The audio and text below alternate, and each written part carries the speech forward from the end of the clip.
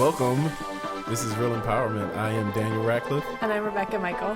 And today we have some really special guests with us. One first-timer, right? Yes. Mm-hmm. And then a repeat offender.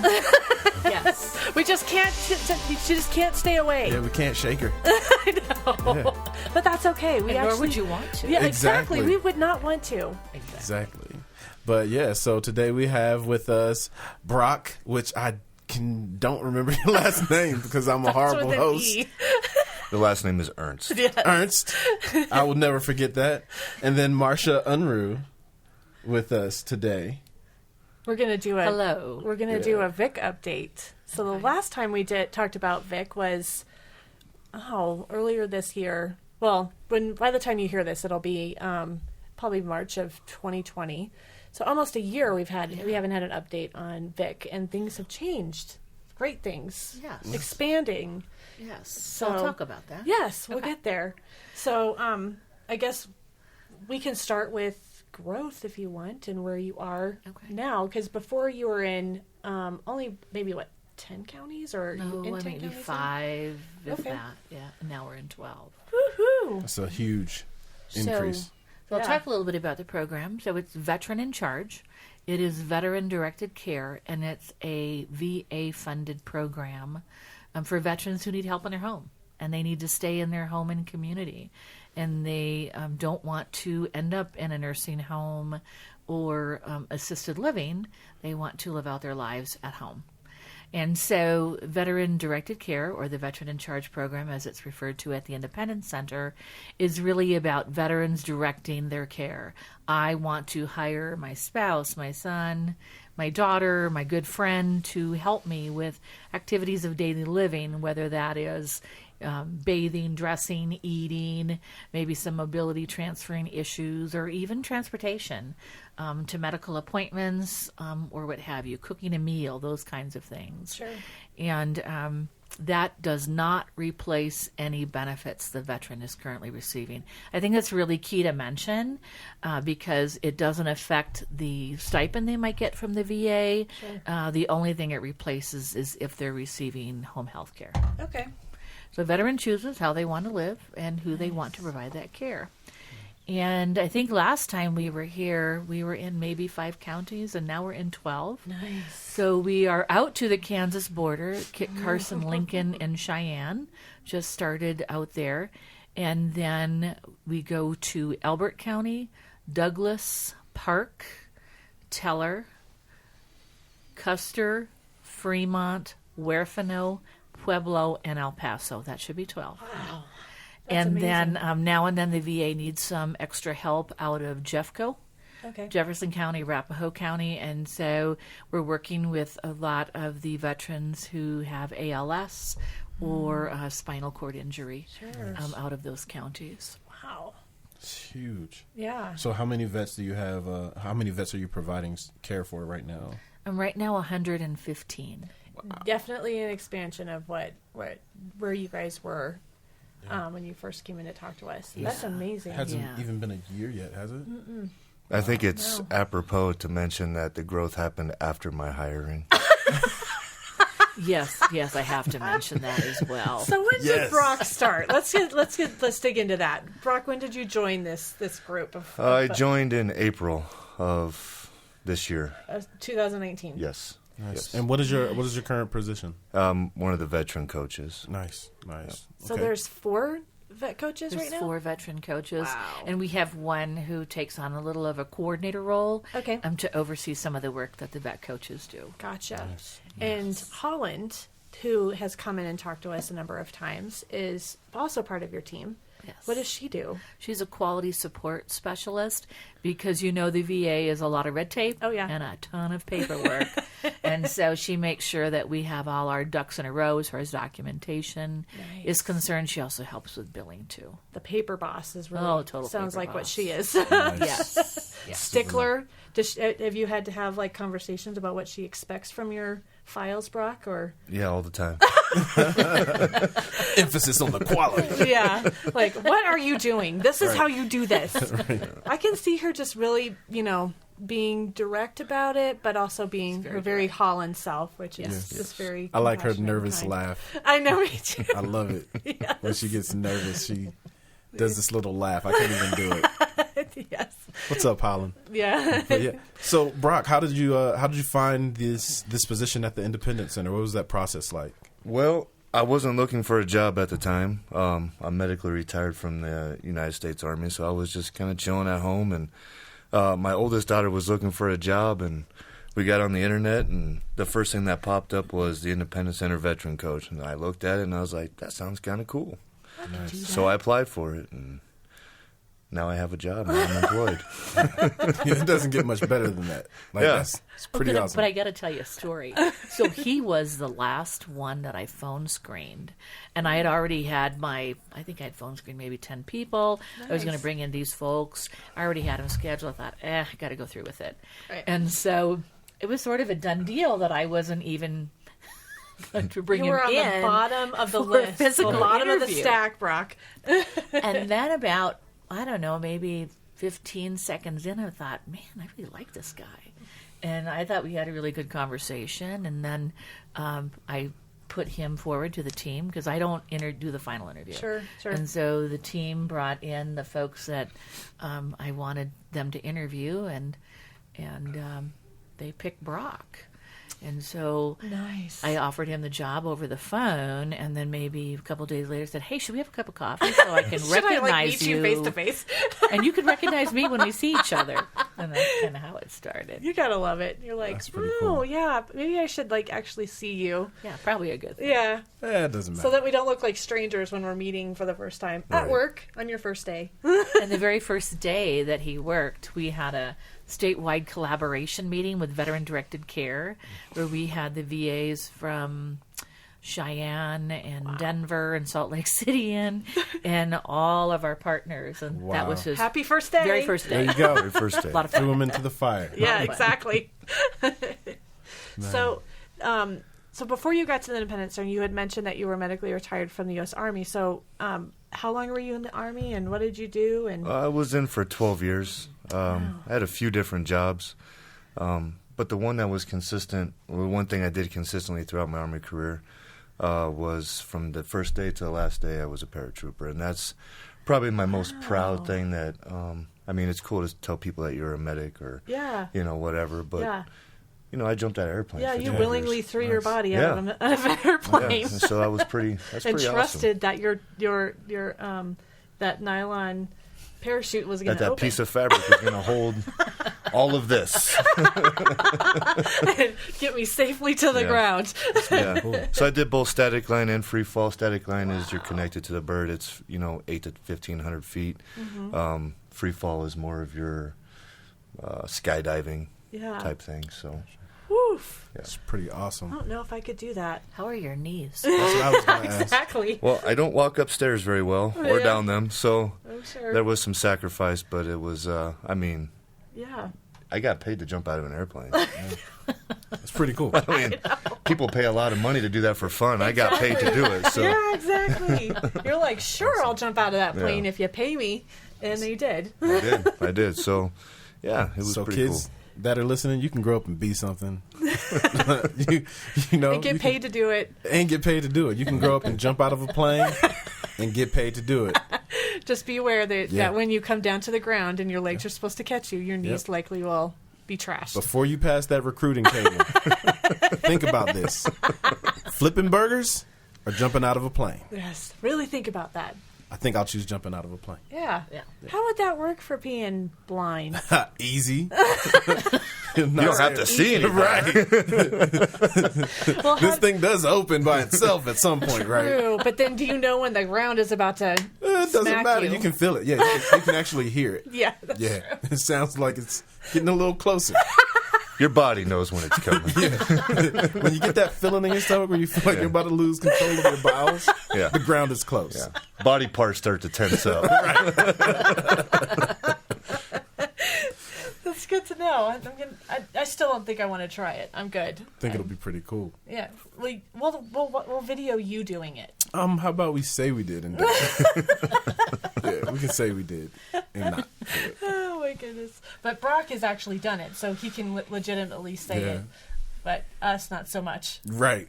My grandfather actually was one of the first African American jumpers out of Fayetteville. Oh, cool. Yep. Really? That's awesome. Yep. Nice. Yep. So know a little bit about the history, like the static line and all that. Yeah. Mm-hmm. That's really Pretty cool. Yep. And thank you for your service too. We did. Oh, absolutely. Definitely. we Everybody appreciate was worth it. Appreciate it.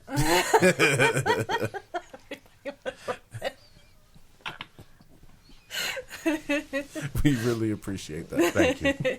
So, with working with veterans, do you find that because of your service, it's more of a connection, like a camaraderie, or tell us what that feels like when you first started working with veterans here. It was just like walking into work every day. Yeah. There is a language, there's a connection, there's a feeling. You see things in people's eyes. They see your eyes. They're like, you know. You understand me. Yeah, now I get paid to talk to veterans all day long. That's super cool, man. Like, I'm really lucky. Yeah. People pay me to do awesome stuff. So Yeah, Nice. exactly. It's because you're capable of doing awesome stuff. well, Yeah. and then Holland makes sure I do the paperwork. Oh yeah. That's not super awesome, but no, it's really good to give back. Especially I work with a lot of the Vietnam veteran era people, and that's super awesome. Like, those guys are, I came back a hero. They came back, and got spit on. So Right. I really feel like I get to do something good for them and positive, and that's super awesome for me. Yeah. So Nice, man. and give back. So Yeah, that It's makes empowering. sense.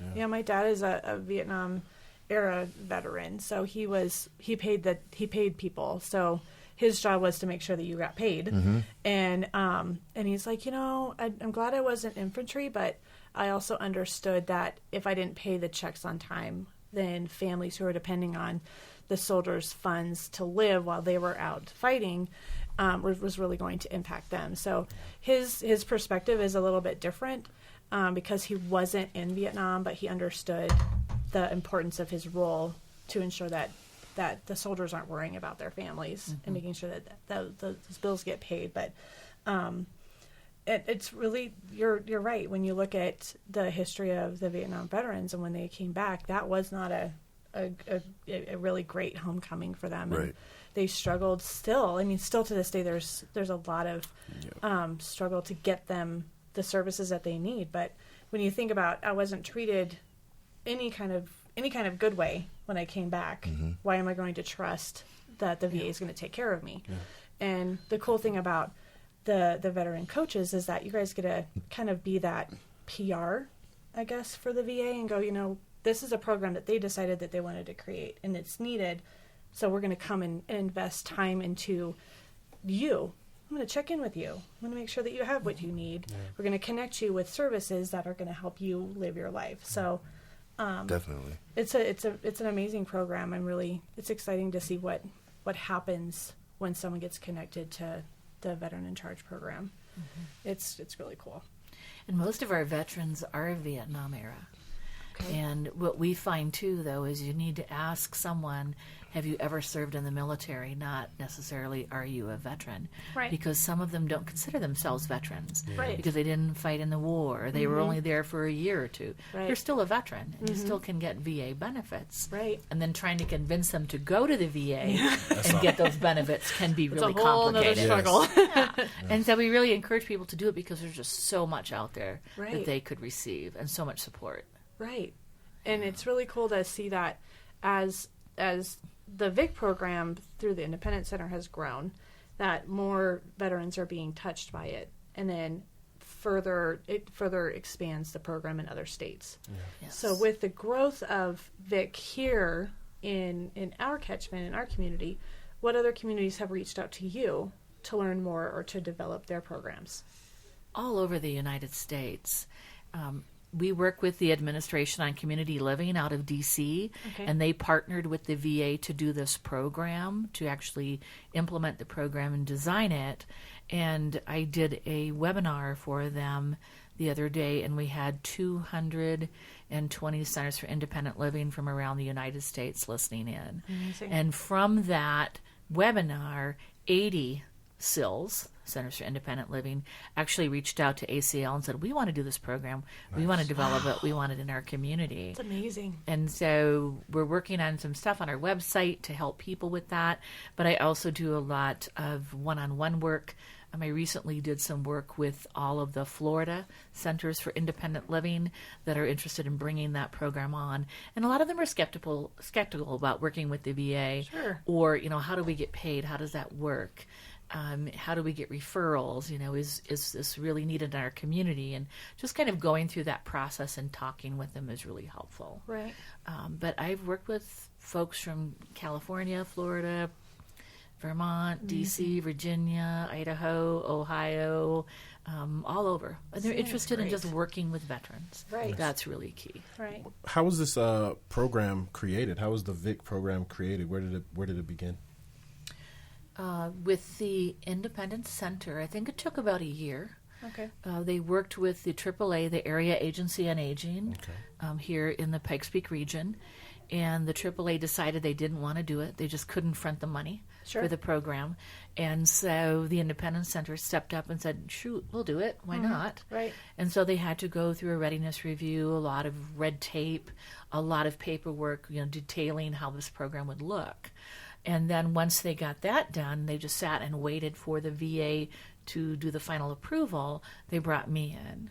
And they said, okay, we're almost there. We're ready to start. And go. Hurry up already. Whenever you're ready. And so I started in October, brought Ashley in December, and then we had our first referral in January and our second in February. And then I had to wait 6 months because I had to make sure that we got paid from the VA and that payment process was working. Right. And 6 months later, it was working fine.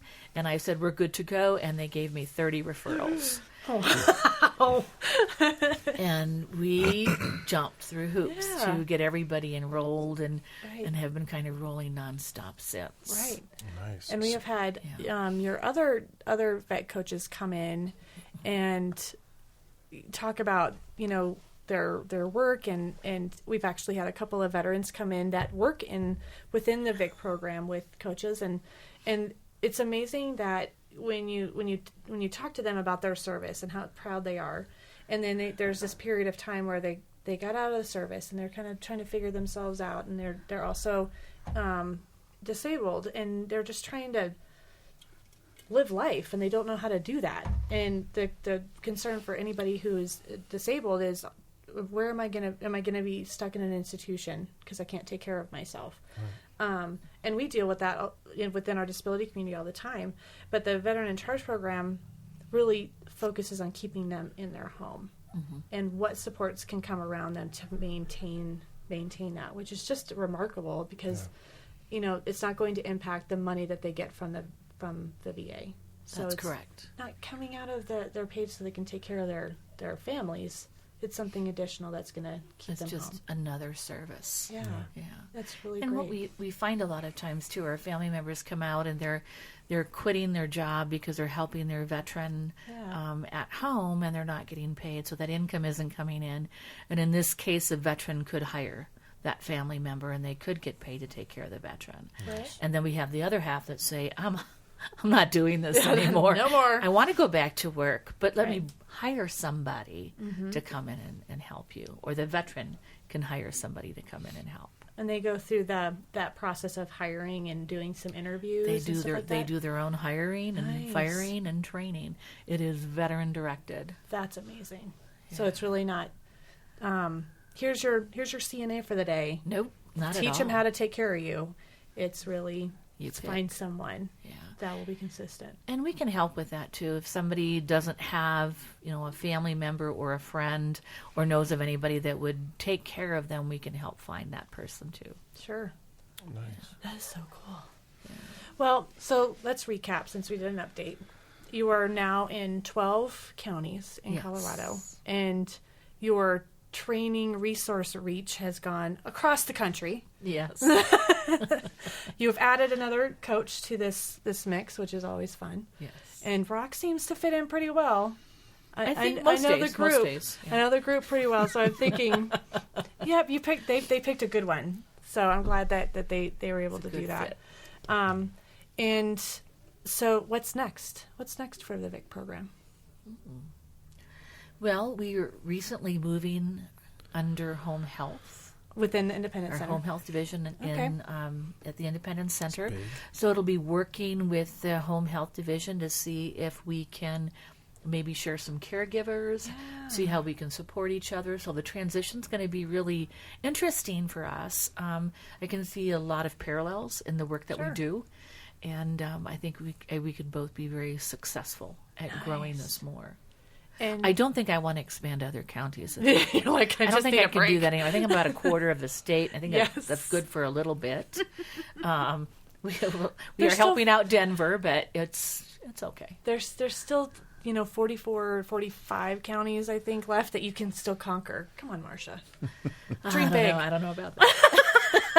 They're going to have to give me a car if they drive. He's like, you want me to drive where now? You haven't even talked about your area and where you drive. Yes. Where do you go? All over the place, I'm sure. So originally I was sent to Teller County and had some veterans out there in the Florissant, Fairplay, Cripple Creek. And then we started going out to Canyon City, which is which county? Fremont County. And I had a couple people in El Paso County. And then once we picked up Arapahoe and Douglas, I started driving out there too. Oh, so. you have him everywhere, Marsha. But not Pueblo. Not Pueblo. Not Pueblo. I think Everywhere we should but just get you a Pueblo. plane. Everywhere but Pueblo. And Huerfano. And Huerfano. And you probably won't go to Kit Carson, Lincoln, and Cheyenne if we get that referral in. Those are like hours and hours drives. I think what complicates things out in the Kit Carson, Lincoln, Cheyenne area is people just say, are you really going to do this program out here? Because they have a lot of folks that come out to that small community and say, hey, we're going to do X, Y, and Z, and then they're like, nothing ever happens or it folds in They're like, whatever sure you. period of time. So I think getting started in small communities is difficult. Sure. And I did spend a day out in Burlington, but that'll probably be next on our plate too, is visiting some of the newer counties and just making ourselves known and making connections with like the veteran service officer out there, any medical facilities they might have, local librarian, you just whomever. I'll talk to anybody. Any of those people that are kind of the know all of the community. That core. Yeah, the postmaster. They know everybody's mail business. Yes. Go talk to the postmaster in those small towns. The stuff you'll learn, I'm sure. Well, thank you guys for coming and talking to us. Thank you for having me. I hope we didn't scare you Appreciate too much. Right. Sorry I haven't been super lively. This is an episode that Daniel I'll did let you not have a have pass. Red Bull. Thank you. We'll have you back. Just today. We Thank probably you. should do a warning before people listen to this. Daniel did not have Red No Bull. Red Bull for Daniel. Be careful. You can either listen to primarily Rebecca talking Yes. or just keep on passing by. You're not chopped liver, Becca. Thank you, Daniel. Thank you for that. Just remember that when I make you mad.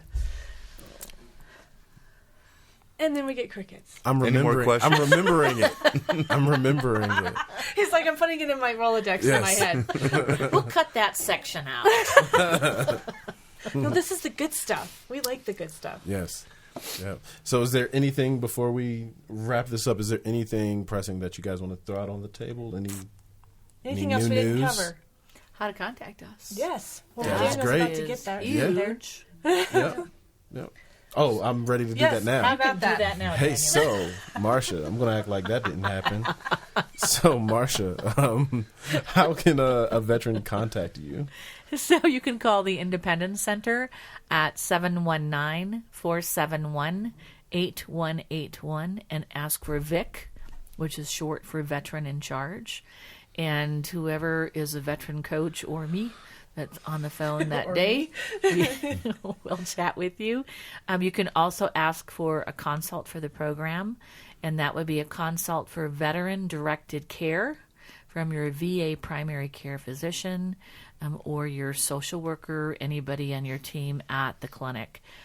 And if there are any veterans out there that have not signed up for VA benefits, for VA medical benefits, I would highly encourage you to take your DD-214 and your ID and go to the VA clinic today and sign up. Bombard them. Absolutely. Get it done. Absolutely. Get it done.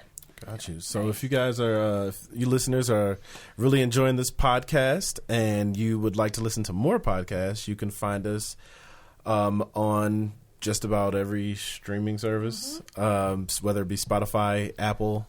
You can find us on Podomatic. You just look for Real Empowerment and it will bring up our podcast episodes. Please like and subscribe and share. You can also find us on YouTube. If you type in the Independence Center, and you can find Real Empowerment, like, share, and subscribe as well. Leave us some comments. Leave Becca some comments. I'll leave you some comments. Okay.